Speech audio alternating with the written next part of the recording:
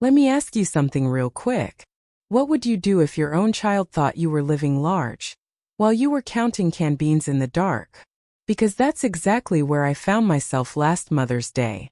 And baby, that was the day everything cracked. Mother's Day in Savannah hits different. The air smells like magnolias, humidity wraps around you like a wet blanket, and church bells echo down cobblestone streets like some kind of southern movie scene. I was sitting on my tiny porch on Abercorn Street, sipping watered-down sweet tea, when I saw my son's black Range Rover roll up like it owned the block. That SUV probably cost more than my whole house. Out stepped my baby boy, Caleb Whitmore, 39 years old, CEO of some cybersecurity firm in Atlanta. Sharp suit, Rolex flashing in the sun, phone glued to his ear.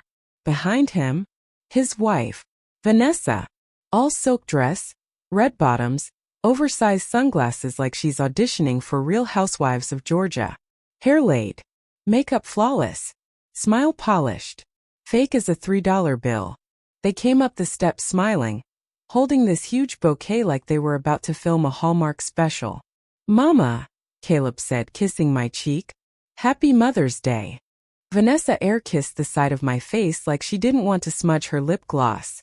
We sat inside my little living room, peeling wallpaper, old ceiling fan clicking like it's got arthritis, the same couch Caleb used to jump on when he was 6. I baked peach cobbler, from scratch. Because even when you're broke, you still show up for your child. We were halfway through dinner when Caleb casually dropped the sentence that flipped my whole world upside down. "Mama," he said, cutting into the cobbler, "Vanessa's still sending you the $5,000 every month, right? I just want to make sure you're comfortable." Y'all, my fork froze midair. $5,000? Every month? I hadn't seen $5,000 in 5 years. For the past 8 months, I'd been picking up grocery boxes from Second Harvest of coastal Georgia. My electricity almost got shut off in March. I sold my wedding ring to fix the plumbing, and this man thinks I'm getting $5,000 a month? I swallowed hard. My throat felt like sandpaper. "Baby," I said slowly, "the church pantry's been helping me out." Silence. Caleb's smile dropped like someone unplugged it. Vanessa blinked once, then twice. Then she did that little head tilt thing. "Oh, Mrs. Whitmore," she said in that syrupy voice, "I bring it by every month. Maybe you forgot." "Forgot? Mom, I might be 68, but my memory ain't in the trash. I remember every unpaid bill, every can of soup, every night I ate crackers and called it dinner." Caleb looked confused. "Vanessa, I transfer it to you on the 15th. Like clockwork." She didn't miss a beat. "And I bring it here. Every single month." I looked her dead in the eye. "If you brought it," I said quietly, "it must have gotten lost on the way." You could hear the ceiling fan ticking above us. Caleb rubbed his forehead. "This has to be a misunderstanding." Vanessa reached over and grabbed his hand like she was calming a toddler. "It's probably just age," she whispered. "Memory slips." "Oh, so now I'm senile?" I smiled, not because it was funny, but because something inside me woke up. A slow, steady heat. I didn't argue, didn't yell, didn't cry. Some battles? You don't fight loud. You fight smart. After they left, perfume still floating in the air, I sat alone at my kitchen table. $5,000 a month. 8 months. 42 dollars. That money could have fixed my roof, replaced my ancient heater, let me live with dignity. Instead, I've been stretching canned green beans like they're gourmet. I pulled out my old spiral notebook, the one I use for grocery lists and Bible verses. But this time, I wrote something different. Find the truth. Under that, I added, don't trust pretty smiles. Because here's what Vanessa didn't realize that day. She thought she was playing an old woman, but she picked the wrong one. And if you think this ends with me crying in a corner, oh no, this was just the beginning. Tell me something. If you were in my shoes right now, would you confront her immediately? Or would you sit back and start collecting receipts? Because I chose option 2. And trust me, by the time I was done, nobody in Savannah would ever look at Vanessa Whitmore the same way again. You ever get that gut feeling? The one that don't scream, it just sits there. Heavy. Quiet. Watching. That's how I felt the morning after Mother's Day. Because either I was losing my mind, or somebody was playing me, and I don't do well with being played. Savannah mornings are slow. Spanish moss sways like it's got secrets, and the air smells like salt drifting in from the river. But that morning, the air felt tight.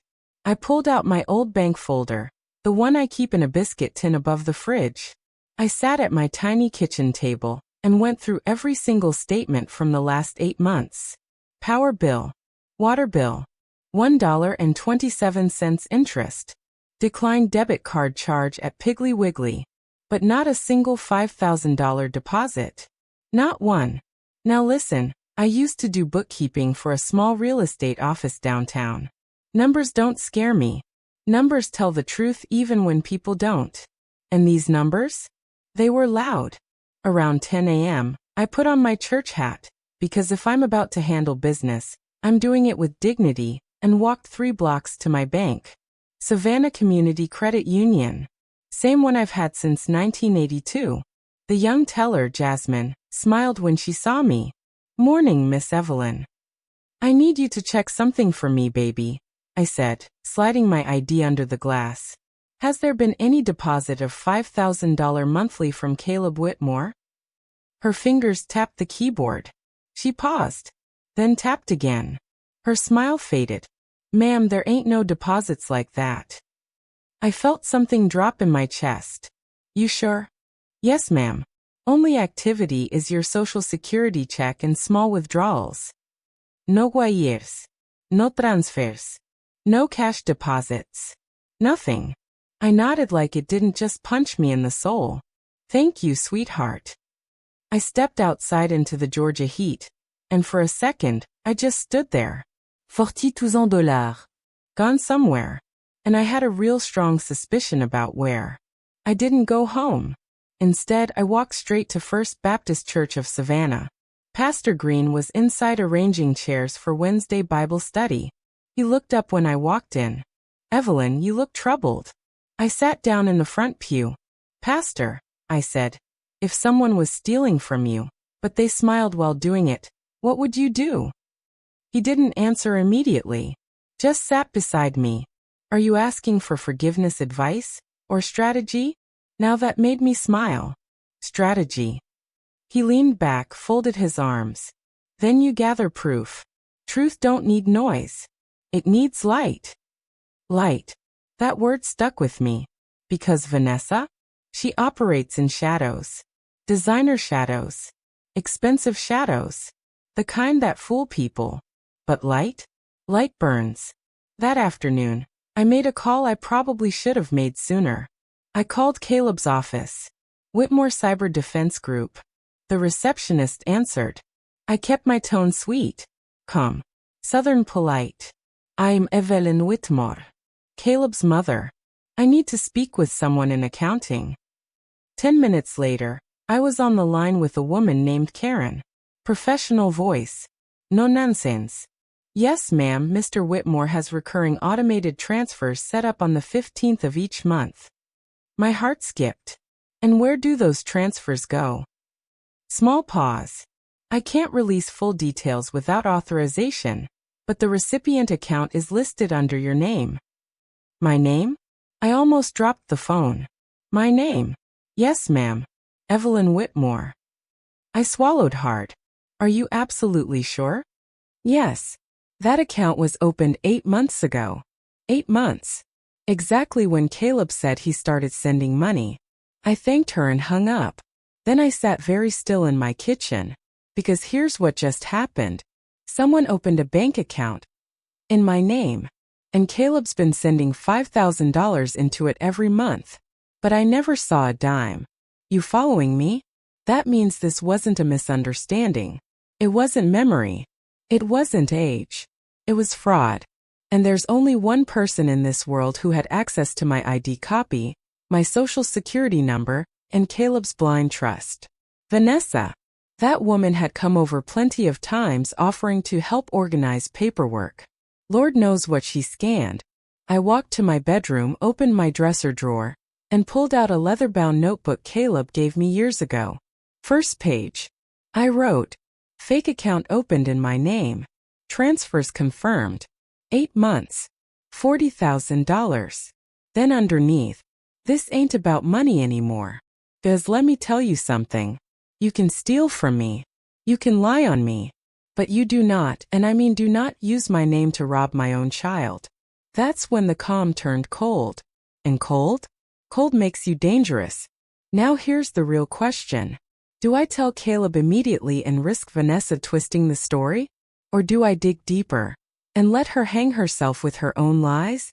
'Cause trust me, I was just getting started.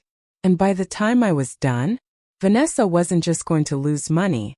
She was about to lose everything. You ever notice how the truth don't rush? It just waits. Quiet.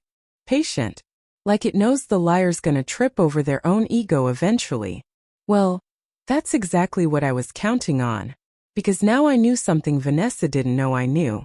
And that's power. The next 3 days I moved different. Calm. Polite. Regular. I watered my porch plants. I volunteered at the church pantry. I even texted Vanessa a thank you for the Mother's Day flowers. Let her feel comfortable. Meanwhile, I was working. First thing I did was request a full identity verification report from my bank.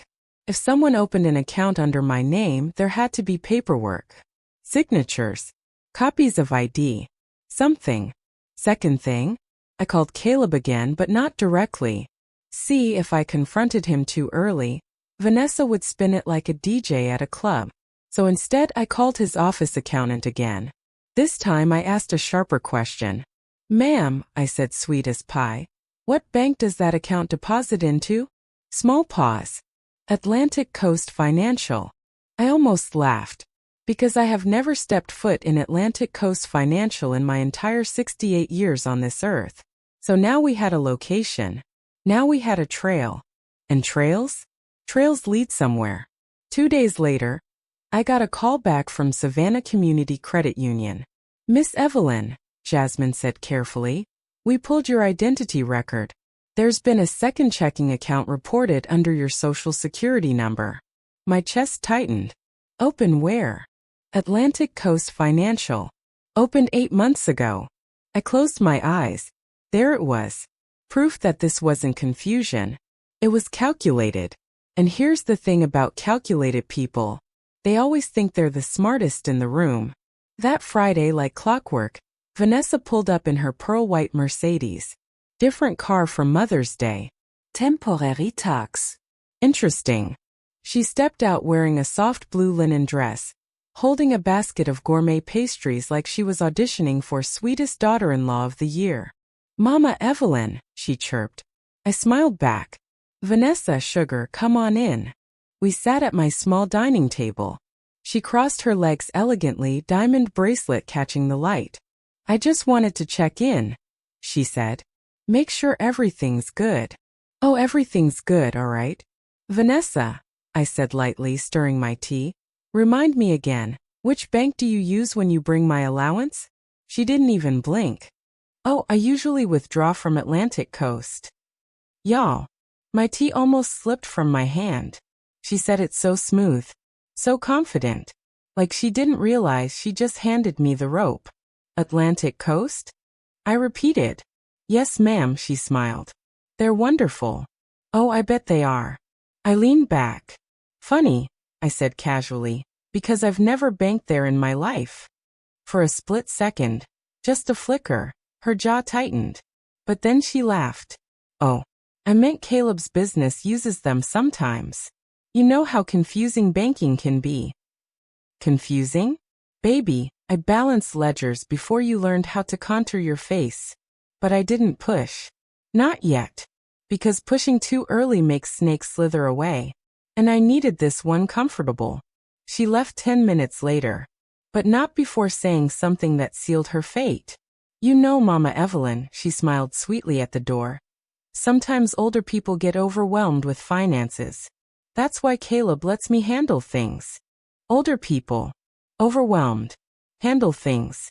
I shut the door softly after she drove off. Then I walked straight to my notebook and wrote. Vanessa confirmed Atlantic Coast verbally. Slip noted. Defensive behavior. Overconfidence rising. See. She thinks I'm confused.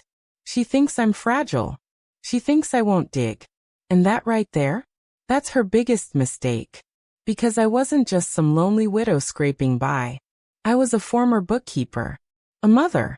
And now, a woman with something to prove. That night, I called an old friend from decades ago. Monica Ellis. Used to work fraud investigations before she retired. We hadn't talked in years. But when I explained everything, her voice changed. Evelyn, she said low and serious. If she forged documents to open that account, that's federal territory.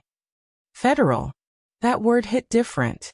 Monica told me to request signature comparisons, IP logs for online banking access, and transaction timestamps. Don't accuse yet, she warned. Let her keep digging her own grave. And trust me, Vanessa was digging. With manicured nails and all. So here's where we stand. We've got a fake account in my name. $40,000 transferred. Vanessa verbally confirming the exact bank. Caleb completely clueless. And me? Sitting on the calmest poker face Savannah's ever seen. But here's the twist. What if Vanessa didn't just steal from me? What if she's been siphoning from Caleb too? Because that brand new Mercedes? That ain't cheap. And something tells me, the $40,000 might just be the tip of the iceberg. Now tell me, if you found out your daughter-in-law forged your name, would you take it straight to the police? Or would you let her build the lie so big, it collapses on its own? Because I had a plan forming.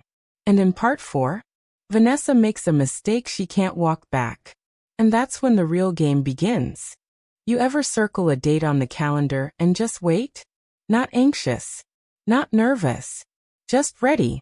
That's how I felt staring at June 15th.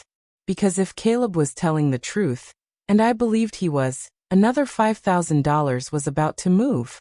And this time? I wasn't guessing. I was watching. That morning in Savannah felt thick. Storm clouds rolling in from the coast. Air heavy like it knew something was about to break. I sat at my kitchen table with my notebook, my bank statements, a fresh cup of coffee, and Monica on speakerphone. Stay calm, Monica said. You're not confronting yet. You're confirming. I know, I replied. I just want to see it happen in real time. Around 9:12 a.m., my phone buzzed. A known number. I answered. Miss Whitmore? This is Daniel from Atlantic Coast Financial. My stomach tightened. I'm calling regarding a fraud inquiry you submitted about an account under your name. Yes, I had filed one quietly 2 days earlier. Go on, I said evenly. There is indeed an active checking account opened 8 months ago under Evelyn Whitmore.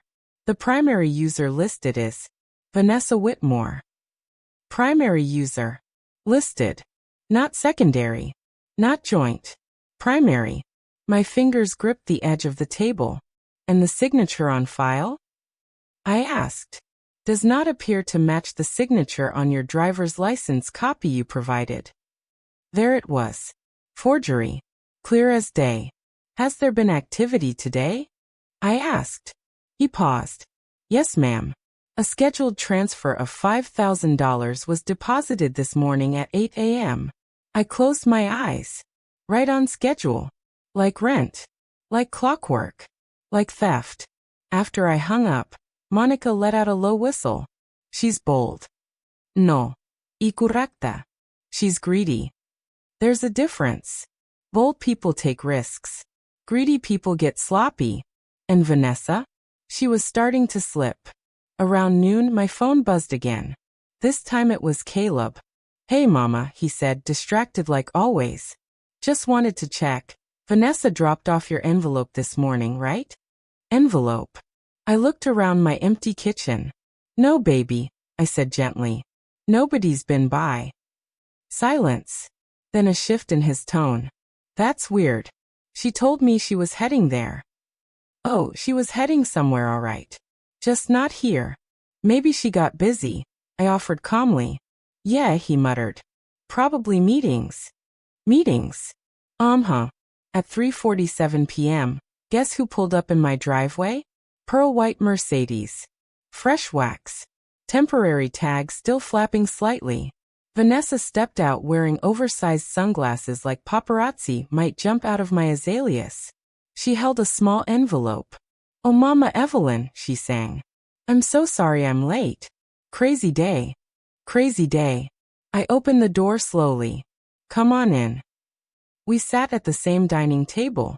She slid the envelope toward me. Inside? $1,000. Not five. One. I looked at it. Then looked at her. I thought Caleb sent 5,000, I said softly. Her smile flickered. Well, yes, but I had to move some funds around temporarily. Business stuff. I'll bring the rest later. Temporarily. Move funds. Business stuff. Oh honey, you're scrambling. And what business is that? I asked casually. She shifted. You know how investments work. I nodded slowly. I sure do. Then I leaned forward. Especially when they're in my name. The room froze. Her face drained just a little. I'm sorry. I spoke with Atlantic Coast this morning, I said calmly. They confirmed the account. Her lips parted slightly. That's impossible, she whispered. No. Y correcta gently. Forgery is impossible to hide forever. The silence that followed? Thick enough to slice. She stood abruptly. I think you're confused, she snapped, dropping the sweet act. Am I? I slid the envelope back to her. Keep it. I prefer full amounts. Her jaw tightened. You're accusing me of something serious. I'm not accusing, I said evenly. I'm documenting. That word hit her harder than yelling ever could. Documenting. Because documentation means evidence. Evidence means consequences. She grabbed her purse. You're making a mistake. No. Irraplia quietly. You did. She stormed out, heels clicking fast, car door slamming hard enough to rattle my windows. And for the first time since this started, I saw fear in her eyes. Real fear. That night, I updated my notebook. June 15th, transfer confirmed. Partial cash cover attempt, $1,000. Defensive behavior. Panic visible. Monica called again. You ready to involve Caleb?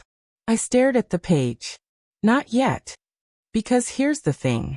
When you expose someone like Vanessa, you don't just need proof. You need undeniable proof. The kind that leaves no wiggle room. And I had a feeling. She was about to make one more desperate move. And desperate people, they don't think clearly. Now let me ask you something. If you were Vanessa, cornered, exposed, slipping, what would you do next? Come clean? Or double down? Because in part 5, she doubles down. And that's when this turns from family drama into full-blown war. You ever catch somebody red-handed? And instead of apologizing, they try to make you look crazy? Yeah. That's exactly what Vanessa did next. And when I tell you she doubled down, baby, she didn't just double down. She tried to flip the whole board. 2 days after the June 15th transfer, Caleb showed up at my house alone. No Mercedes. No designer perfume cloth. No polished smile behind him. Just my son. He looked tired. Not physically. Mentally. Mom, he said, stepping inside. Vanessa says you accused her of stealing. Accused. Interesting choice of word. I didn't accuse, I replied calmly. I confirmed. He ran a hand over his face. She says you've been confused lately. That maybe you forgot she's been bringing cash. There it was. The age card. The memory card. The sweet old lady losing it narrative. I felt something inside me go still. Not angry. Still. Caleb, I said gently, sit down. We sat at my dining table. The same one he used to do homework at when he was a kid. Son, I said, sliding my notebook toward him, read. He flipped through pages. Dates. Times. Notes. Exact quotes from Vanessa. Every visit documented. His brow furrowed. You wrote all this? Every word. He swallowed. She said you've been overwhelmed. I almost laughed. Overwhelmed? Baby, I balanced payroll for 40 agents for 20 years. I don't get overwhelmed. I get organized. That landed. Then I pulled out the printed confirmation from Atlantic Coast. Account opened under Evelyn Whitmore. Primary user, Vanessa Whitmore. Signature mismatch confirmed. Caleb stared at it. No, he whispered. That's not possible. It is, I said softly. He shook his head. I signed paperwork when we consolidated accounts last year. She handles most of the admin stuff. And there it was. Blind trust. Vanessa didn't hack anything. She didn't need to. She just slid forms in front of him at the right time. And he signed. Because love makes you comfortable. And comfortable makes you careless. That night he left quiet. Conflicted. And I knew exactly what was happening on the other side of town. Vanessa was panicking. The next morning, she called me. Not sweet. Not syrupy. Sharp. What exactly are you trying to do? She demanded. Tell the truth, I replied. You're going to ruin my marriage. I let that sit for a second. No, I said evenly. Your actions did that. She exhaled hard. You don't understand how stressful Caleb's business is. I moved the money temporarily to manage liquidity. Liquidity. Look at her using corporate buzzwords like that makes theft sound strategic. You forged my signature, I said calmly. Silence. Then. I was going to replace it. 8 months. $42,000. And a brand new Mercedes in the driveway. Replace it with what? I asked quietly. She didn't answer. Because there wasn't an answer. But here's where it got wild.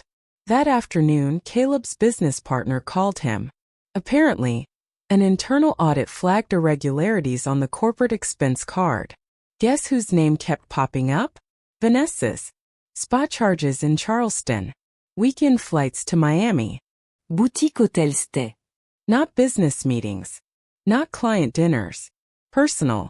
And not small amounts either. We're talking tens of thousands.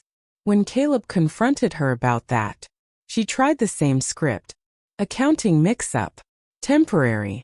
You're misunderstanding. But numbers don't misunderstand.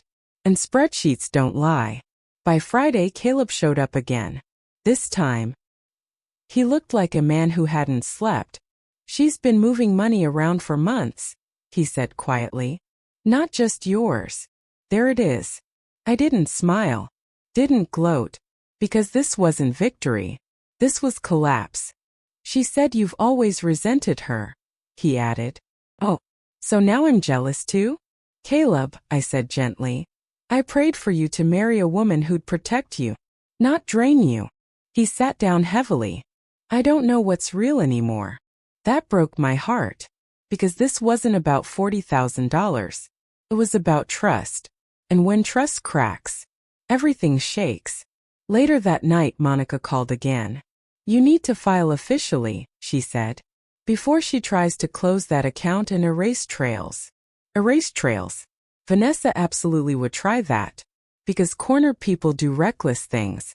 And reckless leaves fingerprints. So here's the situation now. Fraud confirmed. Corporate misuse confirmed. Caleb waking up. Vanessa scrambling. And me? Holding documentation thicker than a phone book. But let me ask you something. If you were Vanessa right now, marriage cracking, money trail exposed, husband doubting you, what would your next move be? Disappear quietly? Or make one last desperate play? Because what she did next, nobody saw coming. And part 6? That's when the police get involved. And trust me, once law enforcement steps in, this ain't family drama anymore. It's criminal. You know that moment when everything shifts? When it stops being whispers and turns into paperwork. When it stops being family business and starts being state business. Yeah, that's where we landed. And once the law steps in, there ain't no more spin. Monday morning, I drove downtown to file the official report. Not because I wanted revenge. Not because I was bitter. But because if I didn't, she'd keep doing it. Maybe to Caleb. Maybe to someone else. Maybe to another old woman who didn't keep receipts. The Savannah Police Department building stood quiet under gray skies. I walked in steady church hat on, purse tucked close. The officer at the desk looked up. "How can we help you, ma'am?" "I need to report financial identity fraud," I said clearly. He blinked. "Against who?" I didn't hesitate. "My daughter-in-law." That got his attention. An hour later, I was sitting across from a detective. Detective Ramirez. Mid-40s. Sharp eyes. No nonsense. He flipped through my folder slowly. Bank statements. Forgery confirmation. Transfer logs. Signature mismatch. Corporate card summaries Caleb provided. He looked up at me. "You documented all this yourself?" "Yes, sir." He leaned back. "Most people don't come in this prepared." "I wasn't most people." He nodded once. "This qualifies as identity theft and financial exploitation of a senior citizen under Georgia law." Hearing it said out loud hit different. Not misunderstanding. Not family tension. Exploitation. Meanwhile, Caleb confronted Vanessa one last time. And this time, he recorded the conversation. He didn't tell her that part. Smart move. According to him, she started crying immediately. Said she felt unappreciated. Said she deserved compensation for supporting his career. Compensation?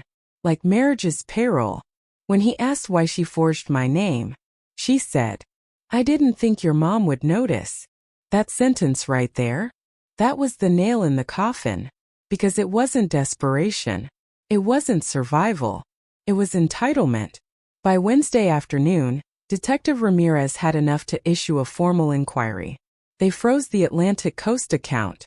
Vanessa tried to withdraw $8,000 that morning. Too late. Account locked. Trail preserved. And that's when panic really set in. Caleb called me that night. "She's packing," he said quietly. Packing. Running was her next move. "I told her not to leave town," he added. "She won't listen." I stared at the ceiling for a second. "She's not leaving because she's scared of you," I said calmly. "She's leaving because she's scared of consequences. There's a difference." Thursday morning. 8:32 a.m. My phone rang. It was Detective Ramirez. "Ma'am," he said, voice steady. "We've located Mrs. Whitmore at Savannah Hilton Head International Airport. Trying to book a one-way to Miami." Of course she was. Miami showed up on those corporate statements more than once. Apparently she thought sunshine and distance could erase signatures. It can't. Police approached her at the gate. According to the report, she first denied everything. Then claimed marital misunderstanding. Then tried to say I was confused due to age. But when they presented the recorded call, the one where she said I wouldn't notice? Silence. Cold silence. She was detained for questioning. Not full arrest yet, white-collar cases move methodically, but it was official now. This wasn't rumor. This wasn't drama. This was documentation meeting authority. Caleb showed up at my house that evening looking hollow. "I never thought I'd see her stopped at an airport by police," he said. I didn't respond right away. Because honestly, neither did I. He sat down at the same kitchen table again. "She said you forced her into this." I let out a slow breath. "No, son. I forced the truth into the light." He nodded, but his eyes were wet. When did I miss who she really was? That question hurt more than anything. "Love makes you assume the best," I said gently. "That's not weakness. That's human." He swallowed hard. "She told me if I choose you over her, I'll regret it." There it is. The ultimatum. Classic move when control slips. "And what did you say?" I asked softly. He looked at me. I said I'm choosing the truth. For the first time in weeks, I felt something close to peace. But here's the thing about cases like this. They don't end at airport gates. They go to courtrooms, subpoenas, hearings, public records. And once it hits a judge's desk, there's no more controlling the narrative. So now we've got fraud report filed, account frozen, recorded confession, attempted flight, marriage hanging by a thread, and detectives building a case. But let me ask you something. If you were Vanessa right now, caught cornered facing legal consequences, would you fight it in court? Or would you try one last manipulation before the gavel drops? Because in part 7, she tries something bold, something dramatic, and it nearly tears my son in half. And that courtroom? It's about to get real. You ever think the storm's over, and then the sky cracks open again? Yeah, that's what happened next. Because just when I thought Vanessa was cornered, she pulled one last stunt. And this one nearly broke my son. 3 days after the airport incident, Vanessa hired an attorney. Not some public defender. Not some small-town office above a nail salon. No, she hired one of the most aggressive divorce attorneys in coastal Georgia, Holloway and Pierce Law Group. Caleb found out when he was served papers at his office. Divorce, spousal emotional neglect, financial control allegations. And this part made me laugh out loud. Undue influence by mother causing marital breakdown. Undue influence. Baby, I live in a 2-bedroom ranch house with squeaky cabinets. What influence? Caleb showed up at my place holding the envelope like it weighed 50 pounds. She's blaming you, he said, exhausted. I figured she would. He paced my living room. She's saying you manipulated me into accusing her. That you're trying to destroy our marriage. I folded my hands calmly. Son, if your marriage could be destroyed by paperwork, it wasn't stable to begin with. He stopped pacing. But his face, torn. Because here's the thing nobody talks about. When fraud happens inside a family, it doesn't just expose money. It exposes loyalty. And loyalty battles are messy. A week later, the official charges were filed. Identity theft. Financial exploitation of a senior. Forgery. Attempted unlawful withdrawal after account freeze. Vanessa was released pending court appearance. But her passport? Confiscated. No more Miami fantasies. Then she did something bold. She requested mediation before trial. Smart move, honestly. Because trials are public. Messy. Permanent. Mediation. Private. Contained. But I wasn't about to sit quietly while she spun fairy tales. So Caleb's attorney arranged for us to attend. Neutral conference room downtown. Long table. Pitcher of water in the center. Vanessa walked in wearing cream-colored silk, hair perfectly styled, eyes slightly red, like she practiced crying in the mirror. She didn't look at me at first. She looked at Caleb. I never meant for this to spiral, she said softly. Spiral? Like it was gravity's fault. Her attorney started talking numbers. Restitution proposals. Installment repayment plans. Non-disclosure agreements. NDA. That part caught my attention. They wanted me to sign confidentiality terms in exchange for repayment. Translation: they wanted silence. I leaned forward slowly. No. Everyone looked at me. I don't want installments, I said calmly. I want accountability. Vanessa's mask cracked just a little. You're being vindictive, she snapped. There it is. The real tone. I'm being documented, I corrected. Caleb's attorney slid a document across the table. It contained the audio transcript of her recorded statement. The line highlighted. I didn't think she would notice. Vanessa went pale. Her lawyer whispered something urgently in her ear. She stood up abruptly. This is insane, she said, voice shaking. You're choosing her over your wife? Caleb's voice stayed steady. I'm choosing honesty. Silence. Heavy. Final. And that's when I saw it. Not anger. Not arrogance. Fear. Real fear. Because for the first time, she realized manipulation wasn't working. Court date was set for early fall at the Chatham County Superior Court.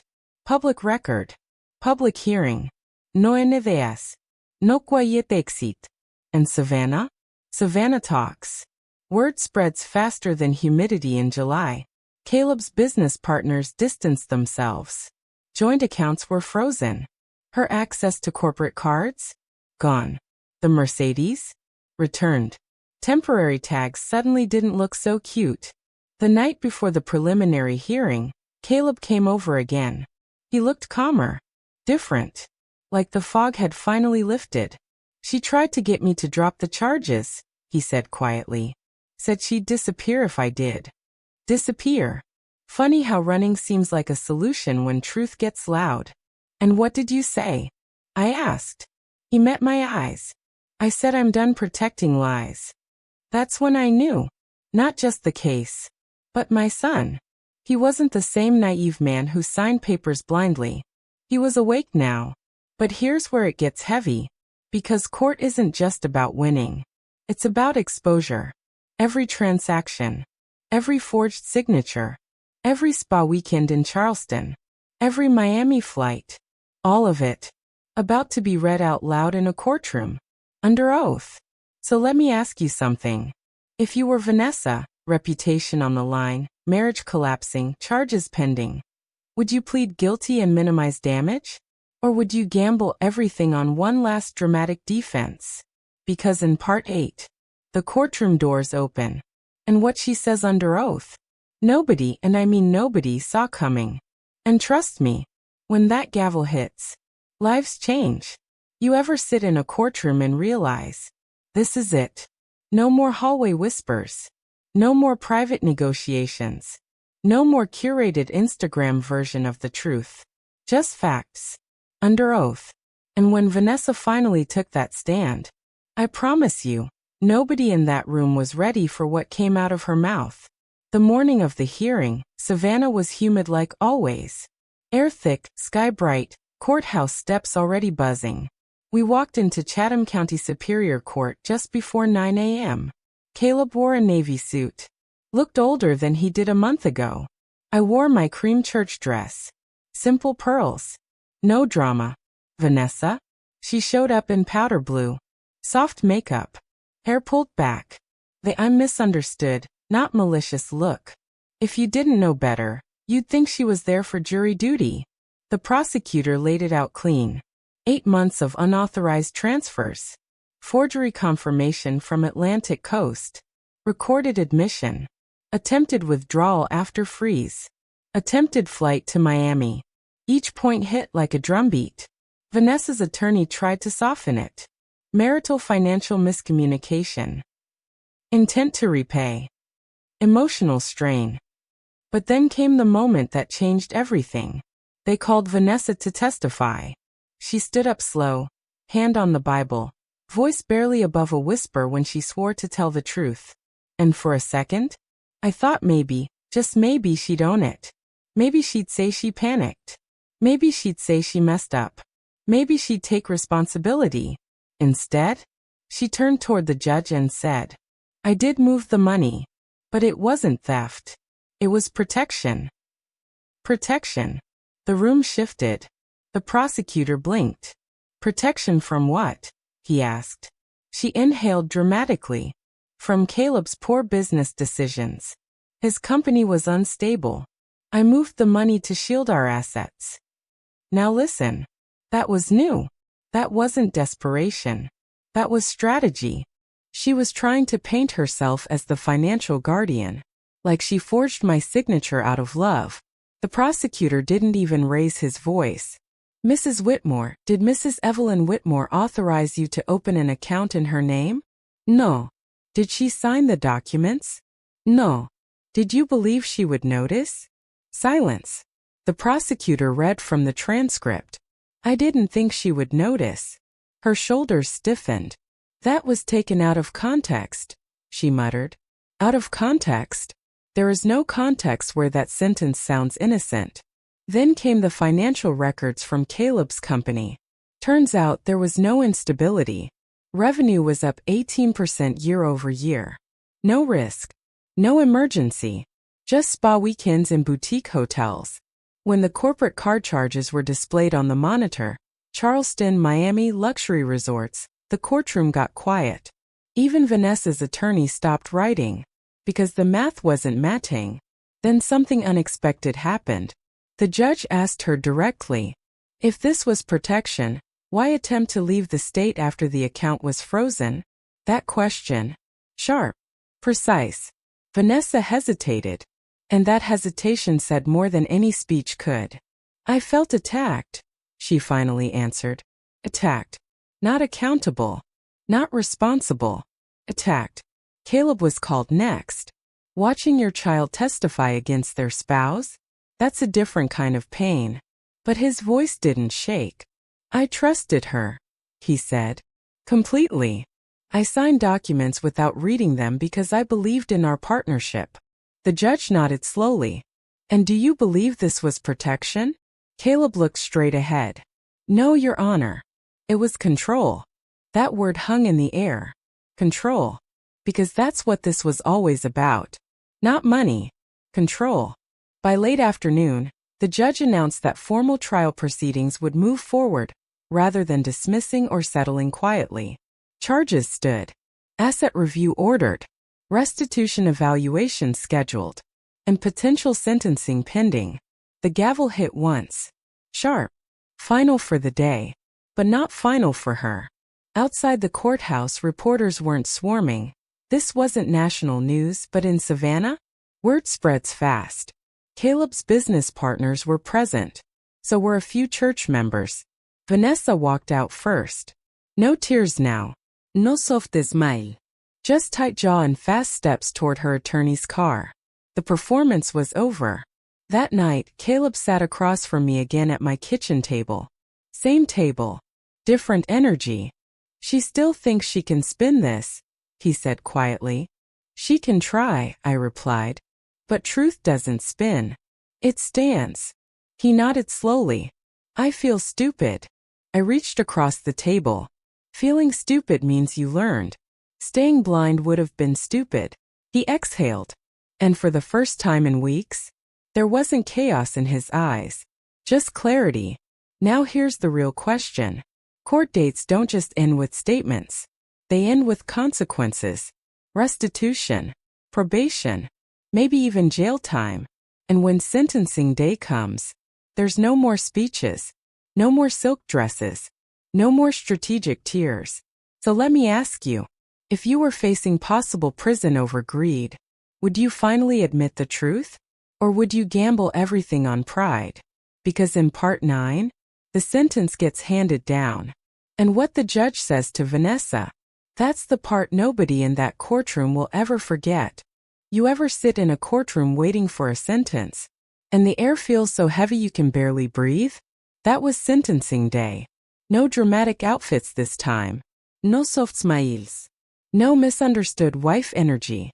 Just consequences waiting to be announced. And trust me, when that judge started speaking, even Vanessa stopped pretending. We were back inside Chatham County Superior Court early that morning.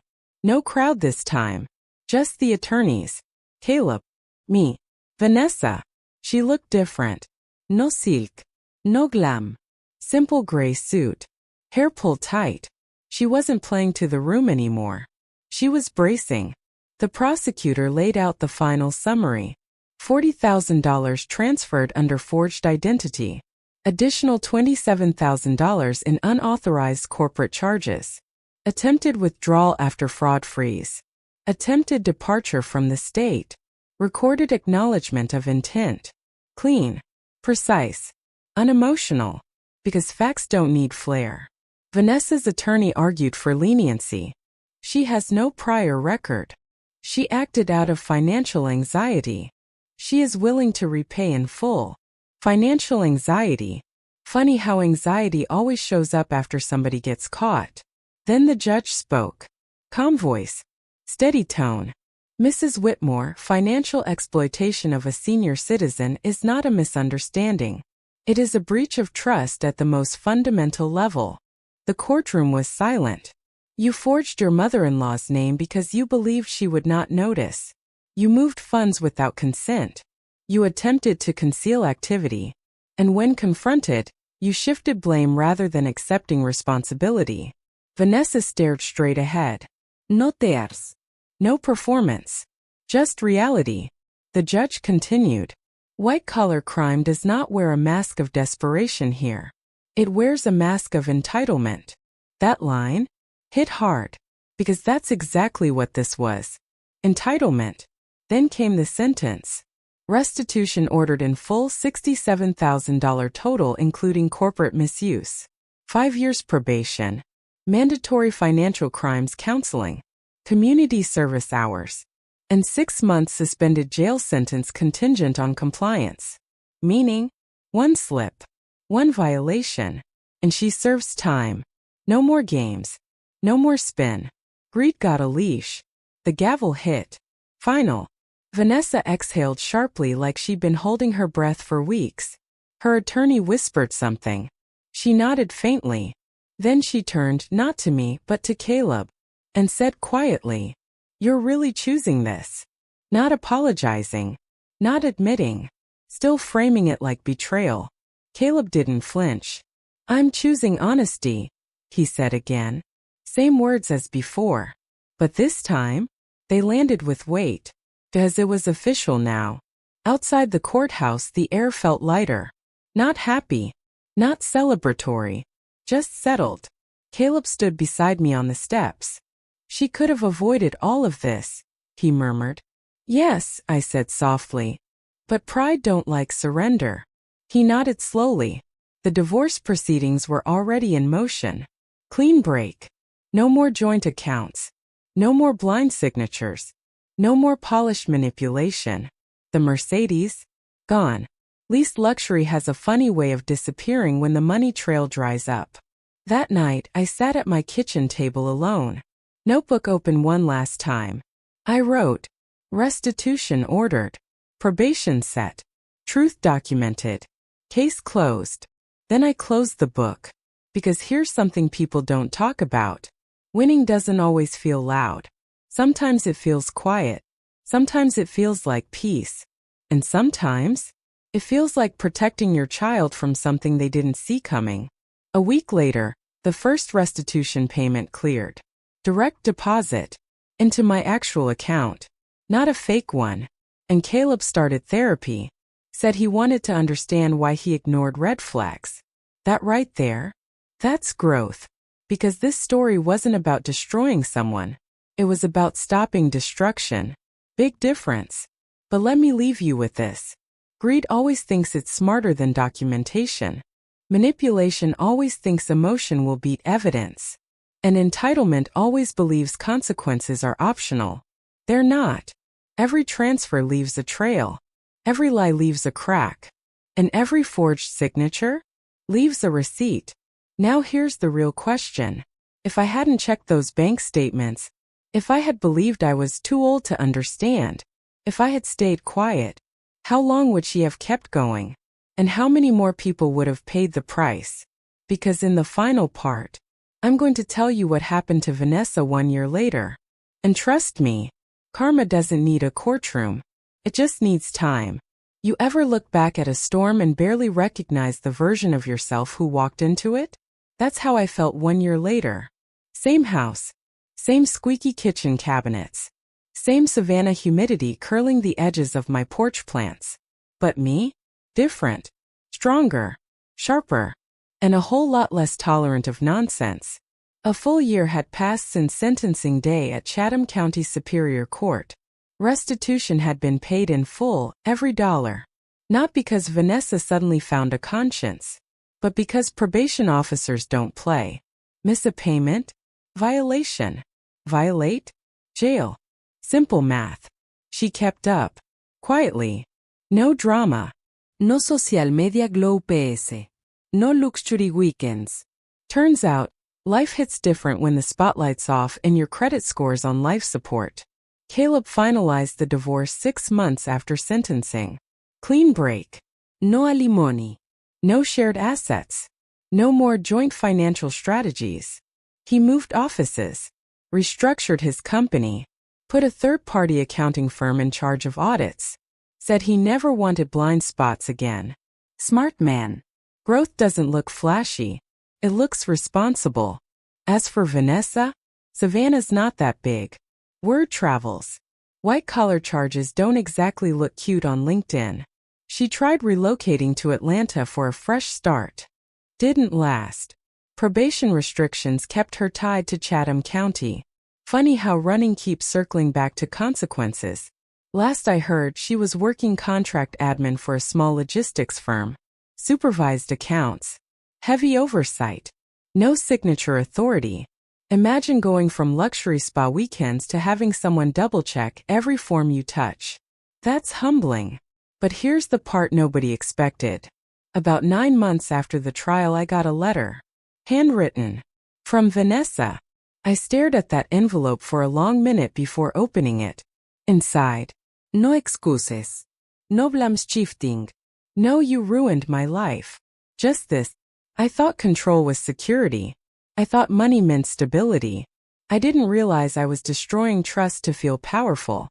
I'm sorry. Now listen. An apology doesn't erase damage. But accountability? That's different. I didn't write back. Not out of bitterness. But because forgiveness doesn't require conversation. It requires peace. And I already had mine. Caleb visits every Sunday now. Not out of obligation. Out of choice. We drink sweet tea on the porch. Talk about business. Talk about boundaries. Talk about red flags he ignored. He told me once. I thought love meant never questioning someone. I told him. Love means asking questions without fear. That lesson alone? Worth more than $40,000. And me? I started volunteering twice a month teaching financial awareness workshops for seniors at First Baptist Church of Savannah. Nothing fancy. Just practical stuff. Always check your statements. Never sign what you don't read. Don't let family override common sense. And document everything. Because manipulation thrives on silence. But documentation thrives on light. And baby, I keep receipts now like it's a hobby. One afternoon after a workshop, an older woman pulled me aside. She said her nephew had been managing her pension. Something felt off. She almost brushed it aside. Almost. But she didn't. 'Cause she remembered what I said. Truth don't mind being checked. That right there? That's the ripple effect. Sometimes your battle isn't just about you. It's about who comes after you. Now let me be real for a second. Do I hate Vanessa? No. Hate is heavy. And I already carried enough. Do I trust her? Absolutely not. Trust is earned in drops and lost in buckets. But I don't lose sleep anymore. Because justice doesn't always roar. Sometimes it just corrects. Quietly. Permanently. So here's the final hook for you. If I had believed I was too old to question things, if I had let pride stop me from filing that report, if I had protected image over truth, I would have lost more than money. I would have lost my voice. And my son might have stayed blind. Instead, we gained clarity, boundaries, and backbone. So if you're watching this and something in your gut feels off, check it. If somebody tells you you're too confused to understand your own finances, double check it. And if someone forges your name thinking you won't notice, prove them wrong. Because greed always thinks it's slick. Until the receipts show up. And trust me, receipts don't lie. Now tell me, would you have handled it differently? Or would you have done exactly what I did? Because sometimes the strongest move isn't loud. It's documented.